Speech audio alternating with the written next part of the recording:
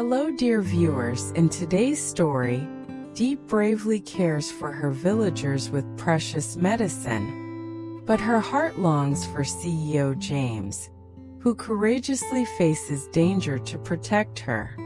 However, John, a wicked smuggler, kidnaps Diep to cover up his crimes, while his gang blocks James's path. John's plan crumbles as the police raid, but it's too late to save Diep from his grasp. The story concludes with high tension as James rushes into the forest to find her, with love and justice hanging by a thread. If you love thrilling drama and intense emotions, subscribe to the channel and turn on notifications so you don't miss the next episode. Thank you for joining us.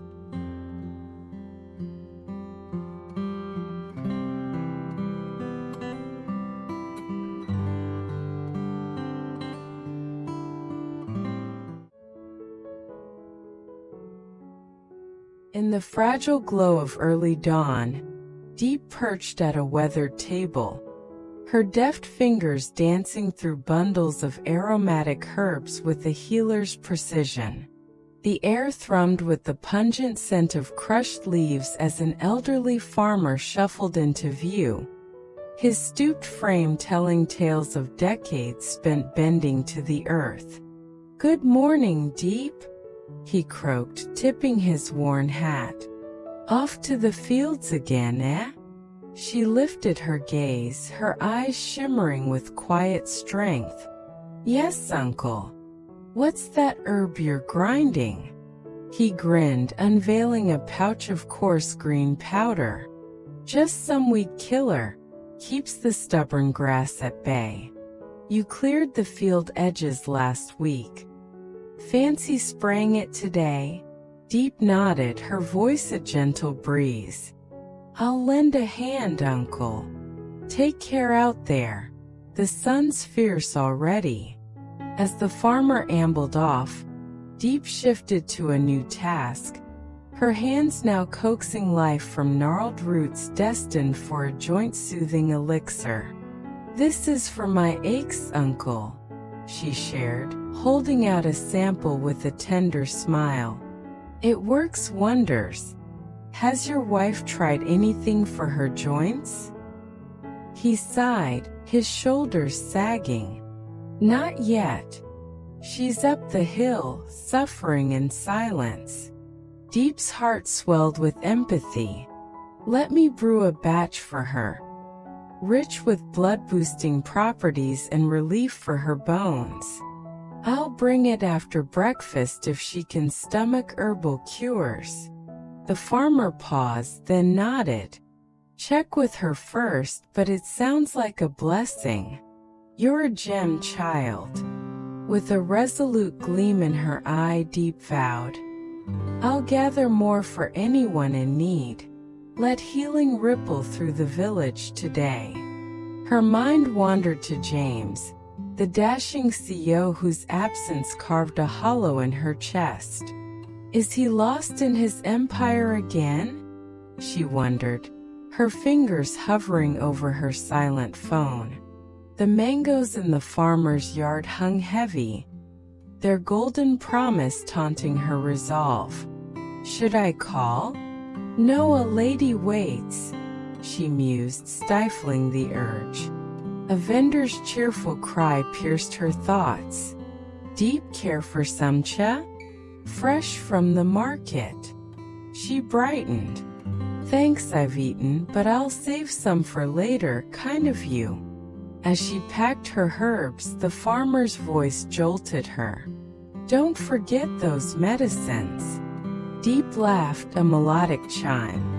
You're my memory, uncle. I'd have wandered off without you.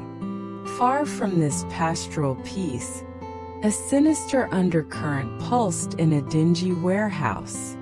John, a crime lord with eyes like storm clouds, barked commands as his crew wrestled stacks of contraband timber.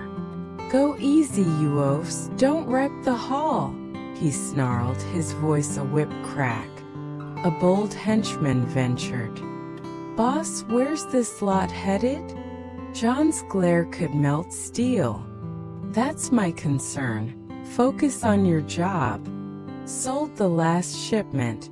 And no touching the goods yourselves. The thug smirked. Can we cut loose tonight? There's a bar with top-notch company. John's lips curled. Finish the timber first, then indulge on my coin. I'll check the spot later. The gang hooted, their allegiance forged in greed, oblivious to the noose tightening around their necks as police whispers grew louder in the distance.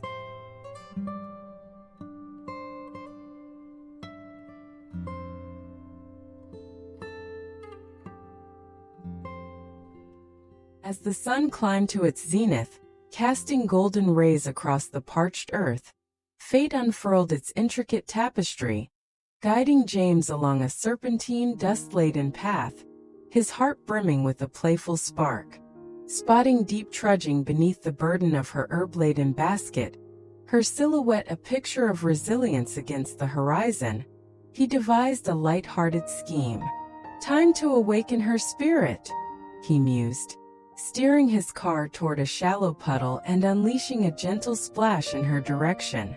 Diep emitted a startled gasp, twirling around with a blend of surprise and mirth illuminating her features. James, why on earth did you drench me? She cried, her tone a harmonious mix of scolding and amusement. He sprang from the driver's seat, his laughter cascading like a brook. My humblest apologies, my treasure. Did I startle you beyond measure? Her cheeks blossomed with a delicate flush. You nearly stilled my heart. And now I'm soaked to the bone once more. James's grin mellowed, a thread of contrition weaving through. Forgive my folly, love, are you unharmed? Diep exhaled sharply, a reluctant smile breaking through her feigned indignation. I'm intact, but spare me these pranks, my nerves are fraying. Where does your journey lead? She inquired, her eyes tracing the rumpled fabric of his suit, evidence of a long day's toil. James chuckled, dusting off the clinging earth. I've just disentangled myself from a taxing meeting and long to surprise you. No forewarning, just a spontaneous urge. And you, my dear, where are you bound? Diep shifted her load with practiced ease, delivering medicine to a villager perched up the hill, a humble gesture of care. James's brow creased with a protective furrow. That distance alone? Allow me to escort you. I've been plagued by unease. Diep dismissed his concern with a graceful wave. I've tread this path unscathed. If peril intended me harm, it would have struck ere now. He yielded with a wry quirk of his lips. A valid point, but I'll curb my mischief henceforth, though that was a rare joy. Perhaps I should have teased you from our first meeting. Diep rolled her eyes, a playful grimace settling as she eased into his car, her heart secretly fluttering with affection for his boyish charm. Their voyage carried them to a quaint dwelling where an elderly woman stood waiting, her smile a radiant beacon against the day's harshness. Diep, my cherished one, enter please. Diep offered a deep, respectful bow. Greetings, Grandma. How does your health fare today? The woman's eyes sparkled with heartfelt gratitude. Robust once more. Thanks to your miraculous herbs. Diep extended a freshly wrapped packet with reverence. One final brew to be savored twice daily like water, and you'll be wholly mended. The grandma nodded with enthusiastic vigor. My joints now hum with relief. Your gift is a divine blessing. James watched in silent reverence, his voice a whispered accolade. You're a luminary of healing, Diep. She blushed, deflecting with modest grace. Merely lending aid where I'm able. We've another soul to visit. Rest deeply, Grandma. The old woman's wave was a tender benediction. Travel with care, you blessed pair. Returning to the open road, James steered them toward a serene knoll. its grassy expanse a whispered promise of peace. "Where next, my guide?" Diep asked, her curiosity a gentle flame. "You'll divine it anon," he teased, pulling up at a modest roadside stall. "2 iced teas if you will." Settling onto the lush carpet of grass, he presented her a glass with a gallant flourish. "This is Tra-chan. Relish its flavor." Diep sipped, her eyes widening with unbridled delight. "So exquisitely sweet, thank you, James. You're my unwavering pillar." He drew closer, his voice a silken murmur. "It's sweeter with you by my side. Behold those clouds, they foretell a blazing morrow." Diep nodded, her thoughts in harmony. "I concur. How fares your company amid the storm?" James expelled a weighty sigh. "Beset by timber troubles, but I'll prevail. Cast aside your concerns." She laid a tender hand on his arm. "Only if you preserve your own vitality."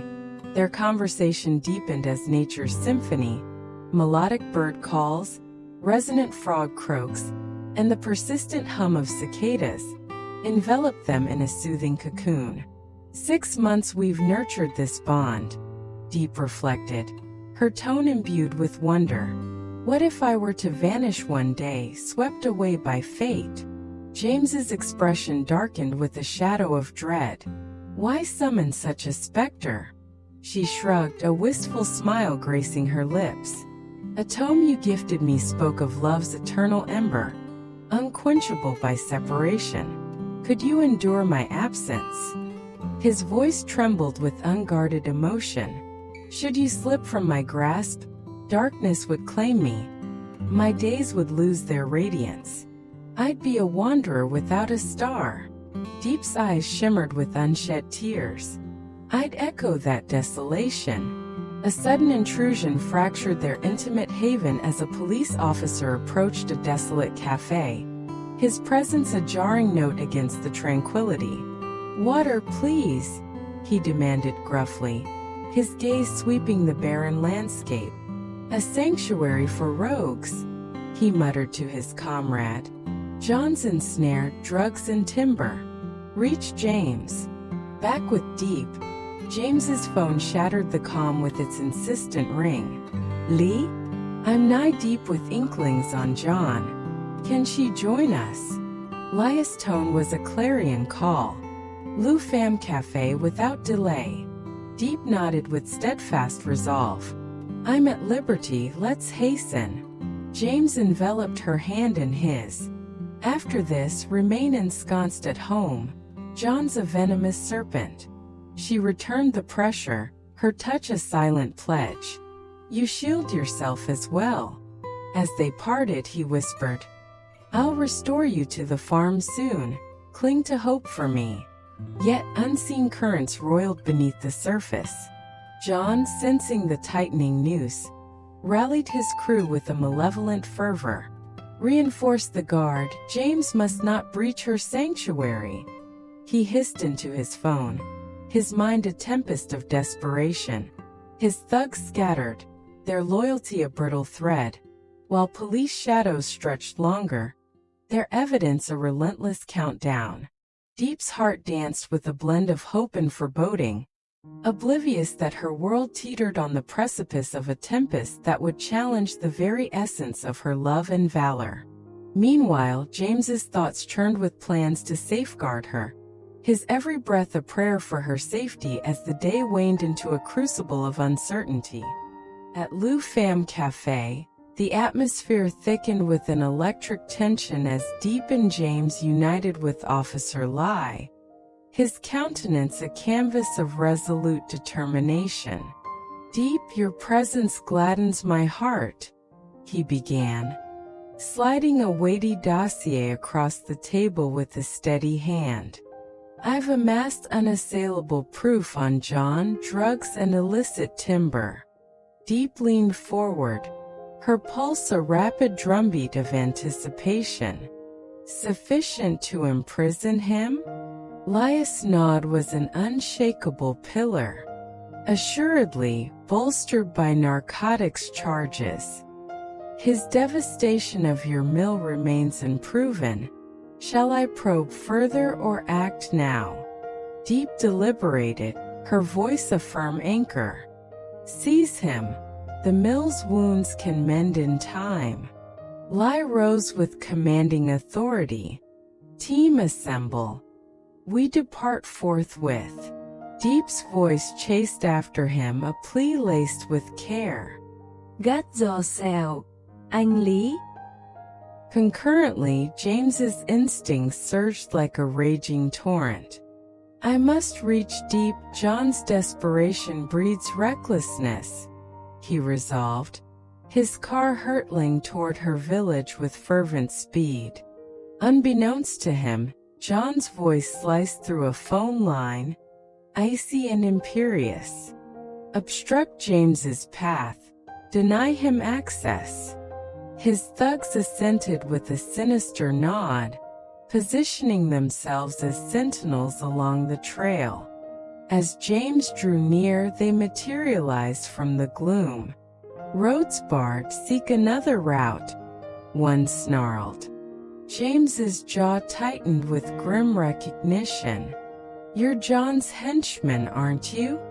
The thug's sneer was a gauntlet thrown. Perchance.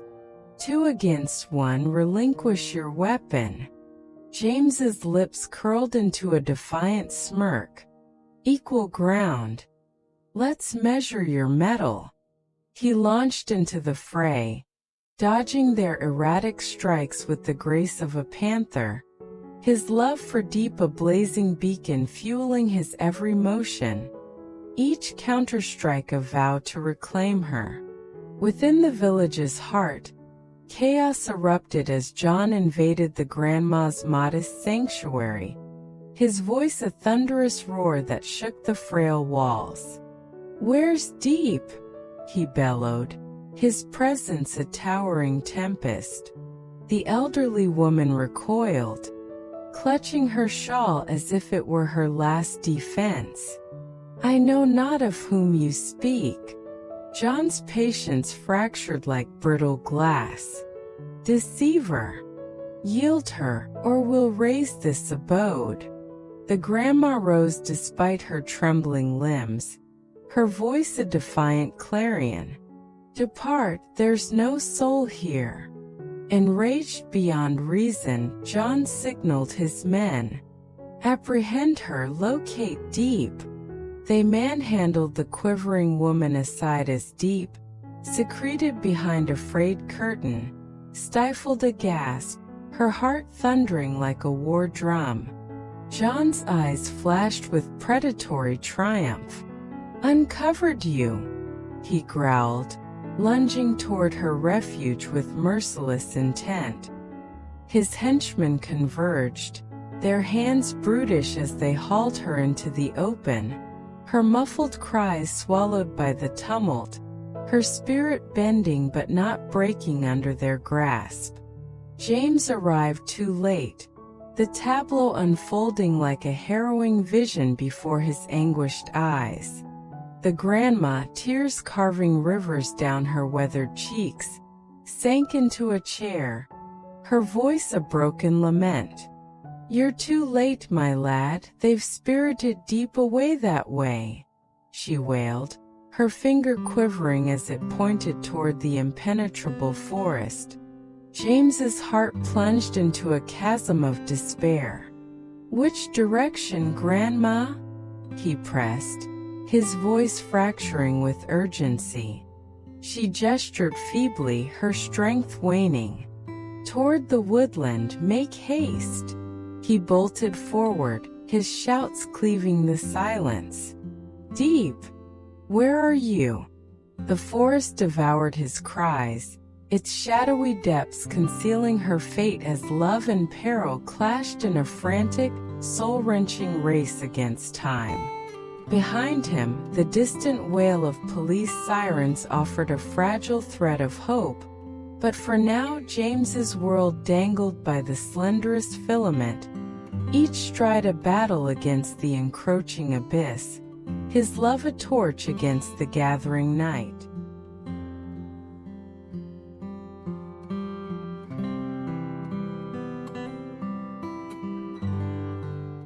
50 years. She talked of how they met and what their life had been like. And I could tell by her stories and the warmth of her tone of voice that she, too, had a happy marriage. Then it was my turn, and all I could do was cry as I told the story of my own husband's battle with cancer and chronic pain. As unquote, I'm used to asking people what they have learned from their experiences, so it was natural for me to ask her for advice on what happened her deal with the crushing grief. Obviously, she has been doing something right to be so full of vitality and joy after such a short time. She described it, her travels around the world with sparkling eyes and her plans for the next year with a joyful smile. What a contrast to how I was. Phyllis had been so open